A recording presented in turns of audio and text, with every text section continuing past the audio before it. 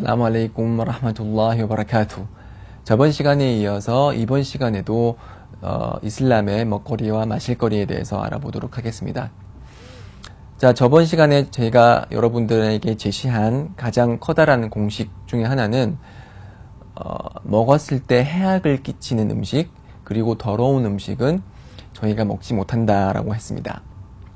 그래서 지금 이번 시간에 다룰 이제 마약 역시 우리의 정신 건강 그리고 육체 건강에 커다란 해를 끼치기 때문에 절대 허락되지 않는 그런 음식이고요. 마찬가지로 담배도 마찬가지입니다. 담배도 저희들 건강에 심각한 영향을 미치고, 그리고 계속 피웠을 때 폐암 등을 유발하기 때문에 뭐 폐암이나 후두암이나 여러 가지 암을 유발해서 결국은 그 담배를 피는 사람을 죽음으로 몰고 가기 때문에 허락되지 않습니다. 제가 처음에 제시드린 이런 공식이 어떻게 나왔냐, 왜 해악을 끼치는 것들은 허락이 되지 않냐, 제가 강의를 통해서 누누이 말씀드리지만은 이슬람은 근거의 종교입니다. 이러한 원칙들과 규정은 항상 근거가 있어야 되는데, 그 근거는 어디서 발견된다? 꼬란과 순나를 통해서 발견됩니다. 그래서 꼬란에서 하나님께서 말씀하시기를 왈라 툴꾸 비 아이디쿰 일라 타흘루카, 그리고 그대들 자신들을 해악으로 파멸로 몰고 가지 말라, 그렇게 말씀하셨습니다. 그렇기 때문에 마약이라든지 술이라든지 담배는 결국에는 그 자신을 파멸로 몰고 가기 때문에 이슬람에서는 허락이 되지 않는 것입니다. 하디스에서도 마찬가지입니다.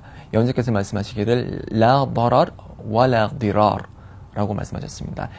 해악이 있어서도 안 되며 해악을 끼쳐서도 안 된다라고 했습니다. 그래서 여기서 말하는 해악은 모든 종류의 해악이기 때문에 먹거리와 마실거리에서 발생되는 해악이 예상이 된다면은 이슬람에서는 그러한 먹거리와 마실거리를 금지하고 있는 것입니다. 자, 그러면 해산물은 어떨까요? 해산물.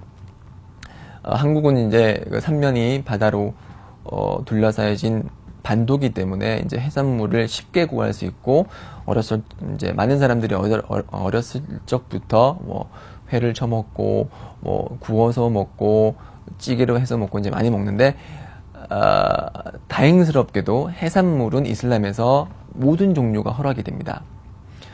그래서 물고기가 살아있든 죽어있든 도살을 거치지 않았더라도 다 허락이 되고요.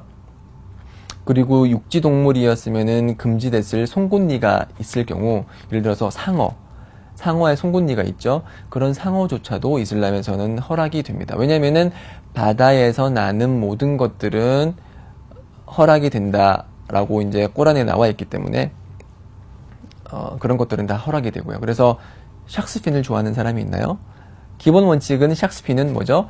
그 상어의 지느러미죠. 허락이 됩니다. 그렇지만 다만 이제 중국집에서 파는 샥스핀 같은 경우는 그 안에 이제 그 돼지고기 육수가 들어가기 때문에 먹어서는 안 되지만, 기본 원칙은 그러한 것들이 없다면은 허락이 된다는 것입니다. 그래서 그렇지만 일부 무슬림들이 주장을 하기는 우리는 문어나 지느러미가 없는 그러한 바다 동물은 먹어서는 안 된다.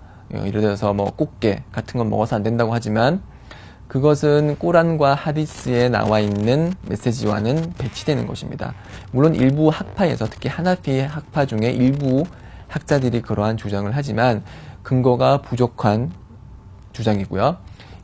이슬람에서 봤을 때 그것이 꽃게가 됐든 문어가 됐든 비늘이 있건 없건 송곳니가 있건 없건 바다에서 나는 모든 것들은 허락이 되고 먹을 수 있는 것들입니다. 다만 앞에서 제가 처음에 말씀드렸듯이 해악이 있을 경우, 예를 들어서 뭐 바다뱀이 있다. 근데 그 바다뱀을 먹었을 때 그 도구로 인해서 죽을 위험이 있다라고 했을 때는 먹어서는 안 되겠죠. 보고도 마찬가지입니다. 보고는 그 피부나 아니면은 물고기 전반에 독이 있기 때문에 기본 원칙은 허락이 되지 않지만, 보고 전문집에서 요리를 해서 독을 제거한 경우에는 그 독이 이제 사라졌기 때문에 독이 사라진 보고는 먹어도 되죠. 그렇지만 비싸죠. 비싸기 때문에 먹기가 힘들지만, 만약에 보고를 먹을 수 있는 기회가 있으면은 그것은 허락이 된다는 것이 이슬람의 규정입니다. 회를 먹든 구워서 먹든 다 허락이 됩니다. 그러니까 육지동물 중에 이제 할랄 허락된 것을 먹기가 힘든 경우 이런 해산물로 대체할 수 있는 그런 이제 장점이 있는 것이죠. 자, 육지동물에 대해서 한번 알아볼까요? 육지동물은 기본 원칙은 몇 번씩이나 반복하지만 허락되는 것입니다. 그렇지만 특정 종류는 금지되는 그런 종류가 있고요. 그리고 그것이 허락된다고 하더라도 반드시 이슬람적인 도살 절차를 거쳐야 됩니다. 네. 그래서 금지된 종류로는 예를 들어서 돼지가 있죠. 돼지는 꼬란에서 불결한 동물이라고 리지스라고 해서 불결한 동물이라고 해서 먹을 수 없다고 그렇게 하나님께서 명령하셨기 때문에 우리 무슬림은 돼지고기를 먹지 않습니다. 네. 또 다른 그 육지 동물 중에 허락되지 않는 것은 날카로운 송곳니가 있는 동물, 개, 고양이, 사자, 호랑이, 그리고 곰발바닥 좋아하세요? 곰도 마찬가지죠. 곰도 이렇게 있기 때문에 송곳니가 있기 때문에 허락이 되지 않습니다.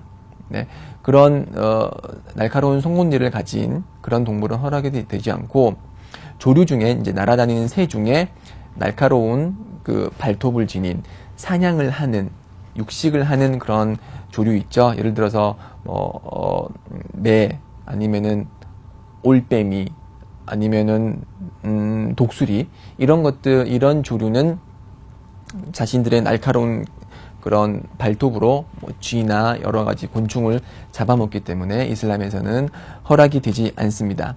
그리고 곤충도 모든 곤충은 기본적으로 식용이 허락이 되지 않습니다. 다만 메뚜기 같은 경우는 허락이 되고요. 그래서 우리 그 조상들은 이제 배가 고프고 그럴 때 메뚜기 요리도 많이 해서 먹었다고 알고 있습니다. 뭐 지금은 먹거리가 풍부하기 때문에 많은 사람들이 메뚜기 요리를 먹진 않지만 이슬람에서는 메뚜기를 먹는 것이 허락이 되고요.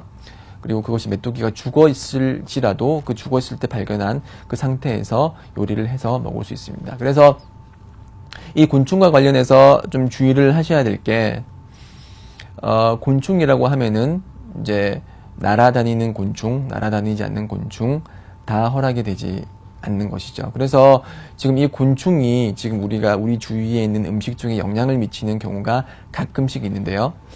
특히 딸기 우유 있죠. 딸기 우유. 딸기 우유의 그런 분홍색 빛은 딸기에서 비롯되는 것이 아니고 코치닐 색소에서 비롯되는데 이 코치닐 색소는 연지벌레라는 그런 곤충으로부터 추출을 합니다. 그래서 연지벌레는 원래 자신을 방어하기 위해서 그런 코치닐이라는 그런 정확히 말하면 카민이죠. 카민이라는 그런 그런 독성 물질을 내뿜음으로써 적을 퇴치를 하는데요. 그 카민이라는 그런 요소를 연지벌레로부터 얻고 그래서 연지벌레 정확히 기억은 안 나지만 한 6마리, 7마리 정도가 딸기 우유에 들어간다고 합니다.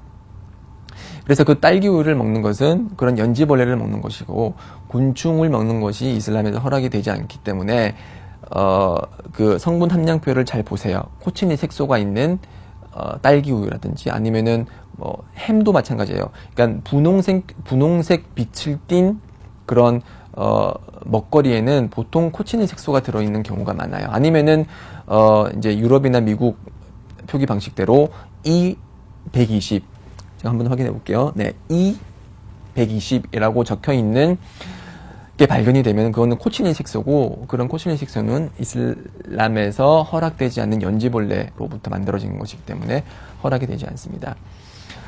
제가 어릴 적만 해도 주위에서 가끔씩 하면서 번데기를 파는 사람들이 있는데요. 번데기를 먹어도 되냐라고 질문이 가끔씩 들어옵니다. 번데기는 어떻게 만들어지는 것이죠? 번데기는 누에나방의 유충이죠. 그렇죠? 누에나방은 원래 비단을 이제 내기 위해서 사람들이 사용을 하는데 이 번데기는 이전만 해도 사람들이 먹지를 않았어요. 예전 이제 그 조선시대나 그런 시대는 먹지는 않았지만, 이제 1960, 70년대 이제 산업 부흥기가 한국에서 발전을 하게 되고, 그때 이제 비단 산업이라든지 섬유 산업을 수출을 할 때, 이제 누에나방을 많이 사용하기 때문에 그 누에나방의 고치를 사용하고 나서, 그런 그 번데기가 너무 많이 나오는 거예요. 그래서 그거를 버리자니 아깝고, 그럼 이거 어떻게 하지? 그래, 먹자. 그래서 시작이 된 게 번데기인데, 이 번데기는 누에나방에 고치고, 누에나방은 곤충이죠, 그렇죠?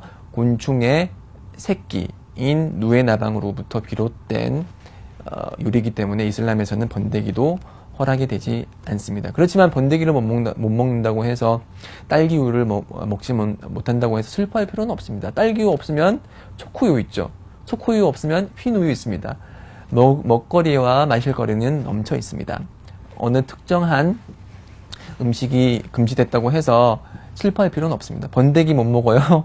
그러면 번데기 싫어하는 사람들도 많아요. 번데기 굳이 먹을 필요 없습니다. 번데기와 유사한 맛을 내는 더 맛있는 음식들이 얼마든지 많이 널려 있기 때문에 그러한 금지 상황 때문에 슬퍼할 필요는 없습니다.